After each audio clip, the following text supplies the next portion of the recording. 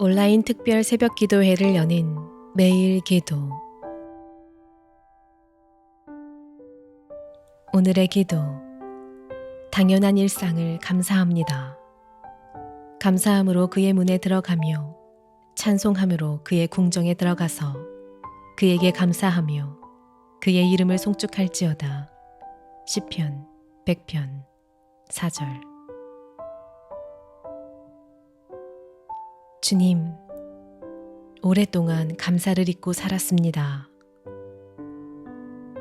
땅이 흔들리지 않는 것을 감사하지 않았고, 바닷물이 넘치지 않는 것에 감사하지 않았습니다. 따뜻한 햇살 아래 마음껏 숨쉬는 것에 감사하지 않았습니다. 교회에서 지체들이 모여 예배드리고 교제를 나눌 수 있는 것에 감사하지 않았습니다. 어느 것 하나 당연한 것이 없건만 그 모든 것이 당연하거니와 영원히 누릴 수 있는 것으로 착각했습니다. 영의 눈을 떠서 이 모든 당연해 보이는 일상이 온통 감사의 순간임을 깨닫기 원합니다. 그 감사로 사람을 사랑하고 하나님을 사랑하기를 기도합니다. 감사가 감사를 낳는 기적을 경험하게 하옵소서. 예수님의 이름으로 기도합니다. 아멘.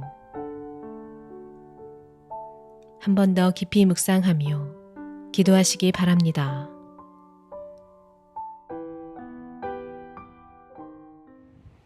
온라인 특별 새벽 기도의 두 번째 주 금요일입니다. 우리는 계속해서 결코 돌아서지 않으리라는 주제로 함께 말씀을 나누고 있습니다. 우리 안에 있는 믿음을 굳게 품으시고 주님께 발걸음을 디딘 것을 더 이상 돌이키지 않으리라 라는 결단으로 함께 나누시기를 축원합니다.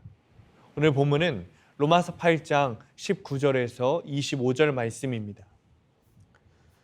피조물이 고대하는 바는 하나님의 아들들이 나타나는 것이니 피조물이 허무한데 굴복하는 것은 자기 뜻이 아니요 오직 굴복하게 하시는 이로 말미암음이라. 그 바라는 것은 피조물도 썩어짐의 종로를 탄 데에서 해방되어 하나님의 자녀들의 영광의 자유에 이르는 것이니라. 피조물이 다 이제까지 함께 탄식하며 함께 고통을 겪고 있는 것을 우리가 아느니라. 그뿐 아니라 또한 우리 곧 성령의 처음 익은 열매를 받은 우리까지도 속으로 탄식하여 양자될 것 곧 우리 몸의 속량을 기다리느니라. 우리가 소망으로 구원을 얻었음에 보이는 소망이 소망이 아니니 보는 것을 누가 바라리요. 만일 우리가 보지 못하는 것을 바라면 참음으로 기다릴지니라. 구원의 최종적인 상태를 영적으로만 생각하는 사람들이 있습니다. 하지만 오늘 본문은 다음과 같이 말합니다. 몸의 속량을 기다리느니라. 따라서 구원의 최종적인 상태는 영혼만 영화롭게 되는 것이 아닙니다. 마지막 날에는 우리의 몸도 영화롭게 될 것입니다. 그러므로 영화롭게 된 성도들에겐 땅이 필요합니다. 영화로운 몸을 가지고 살아갈 영화로운 땅이 필요합니다. 영화로운 땅에 대해 성경은 다음과 같이 말합니다. 또 내가 새 하늘과 새 땅을 보니 처음 하늘과 처음 땅이 없어졌고 바다도 다시 있지 않더라. 또 내가 보매 거룩한 성 새 예루살렘이 하나님께로부터 하늘에서 내려오니 그 준비한 것이 신부가 남편을 위하여 단장한 것 같더라. 예수님이 재림하시고 성도들이 부활하고 구원이 최종적으로 완성된 다음에 우리는 구체적인 몸을 가지고 구체적인 세상에서 살아가게 될 것입니다.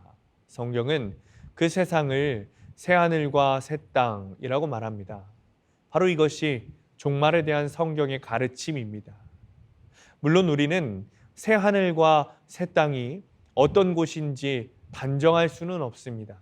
하지만 새 예루살렘, 이 하늘로부터 땅으로 내려온다는 암시를 통해 우리의 영원한 상태가 하늘이나 공중이 아니라 땅에서 지속될 것을 알 수 있습니다.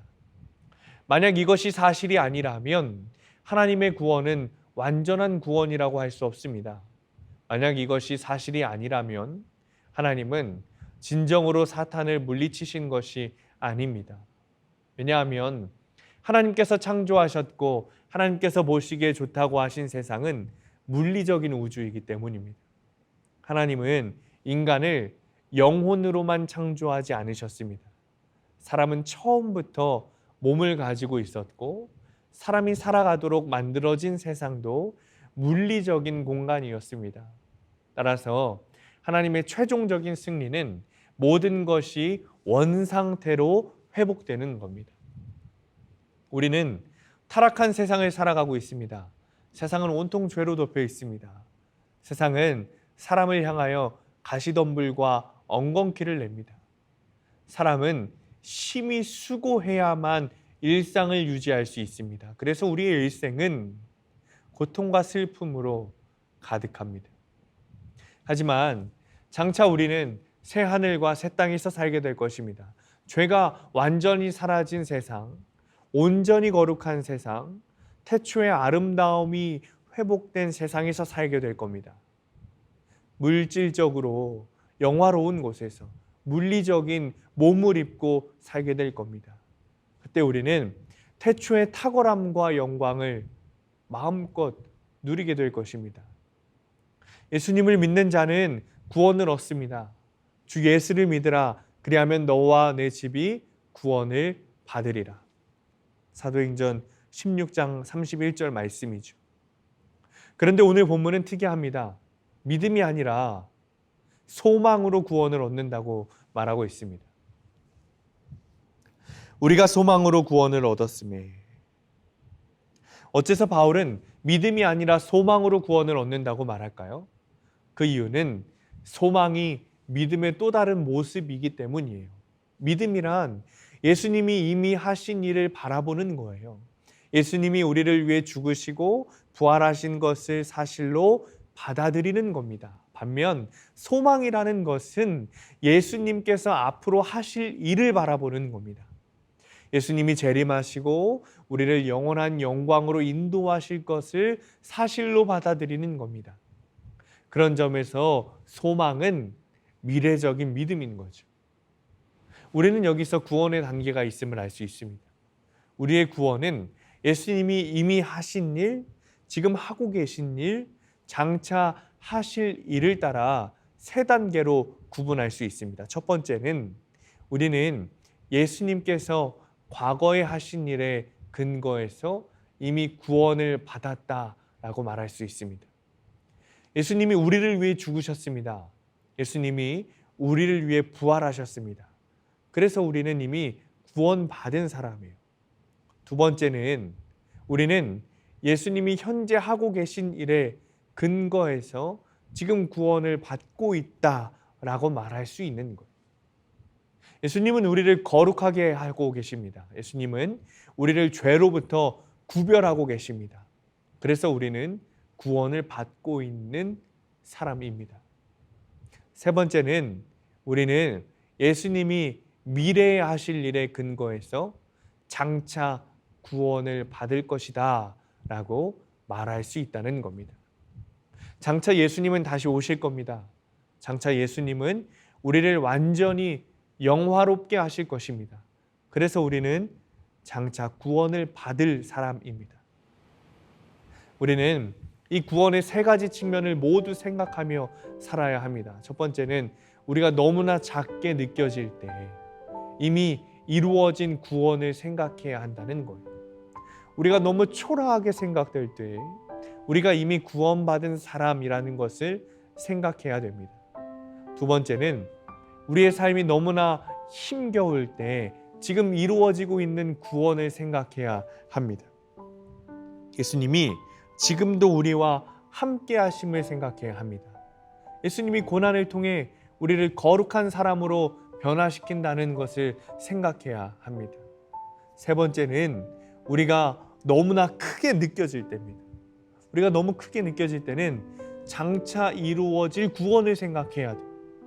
우리가 아직 완성되지 않은 존재, 아직 연약한 존재라고 생각해야 합니다. 그래서 더 겸손한 자리로 나아가야 하는 거죠. 사랑하는 성도님들, 우리는 계속해서 구원, 부활을 소망해야 하는 존재입니다. 우리에게 가져다 주실 은혜를 소망해야 합니다. 이것은 보이지 않지만 진짜 소망입니다. 우리는 언젠가 부활할 겁니다. 언젠가 새 하늘과 새 땅 위에서 우리가 살게 될 겁니다. 우리는 사망의 슬픔과 눈물이 사라진 세상에서 하나님과 함께 거하게 될 겁니다. 이 소망을 간절하게 기도하고 기다리시기 바랍니다. 이것이 오늘을 살아가는 그리스도인과 비그리스도인을 나누는 기준이 됩니다. 참된 소망을 가지고 영원한 소망을 가지시고 오늘도 주님 안에서 행복한 동행을 하시는 성도님들 되시기를 축원합니다. 기도하겠습니다. 주님, 우리 안에 있는 소망을 바라봅니다. 우리 안에 주의 나라를 기대하는 마음을 바라봅니다. 예수님께서 부활하신 것이 우리에게도 미래의 구원으로 올 것임을 우리가 소망합니다. 하나님, 그 소망이 우리를 겸손하게 하고 우리를 주님 앞에서 무릎 꿇게 합니다. 하나님, 그 소망이 미래를 향한 믿음이라는 것을 깨닫게 하셔서 소망을 품게 하시고 주님 안에서 정말 거룩하게 살아가기로 계속해서 기다리고 기대하는 그 믿음이 되도록 주님 축복하여 주옵소서. 오늘도 주님과 행복한 동행을 하며 주 안에서 주님의 나라를 이루실 것이라는 소망을 품고 살아가는 우리가 되게 하여 주옵소서. 예수님의 이름으로 기도합니다. 아멘.